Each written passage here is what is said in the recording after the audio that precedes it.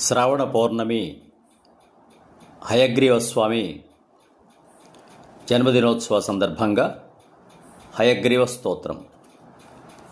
హయగ్రీవ హయగ్రీవ హయగ్రీవేతి వాదినం నరం ముంచంతి పాపాని దరిద్రమివ యోషితః.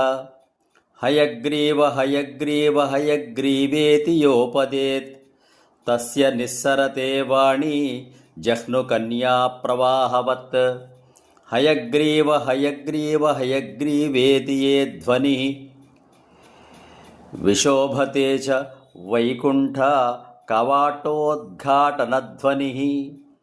శ్లోకత్రయమిదం దివ్యం హయగ్రీవ పదాంకితం వాదిరాజయత్రిపోక్తం పఠతాం సంపదాం ప్రదం. ఈ శ్లోకాన్ని గనక చక్కగా పఠించినట్లయితే పఠించిన వారికి దరిద్రం లేకుండా పోతుంది. అలాగే గంగానదిలాగా వాక్ప్రవాహం కలుగుతోంది. అలాగే వైకుంఠ ద్వారాలు వారికి తెరుచుకోబడతాయి. కాబట్టి హయగ్రీవ స్తోత్రాన్ని చేయలేకపోయినప్పటికీ హయగ్రీవ హయగ్రీవ హయగ్రీవ అని గొంతెత్తి భక్తితో ముమ్మారులు పిలిచిన ఈ శ్రావణ పౌర్ణమి రోజు అత్యంత ఫలం కలుగుతుందని మనకు పురాణాల్లో తెలియజేయబడింది.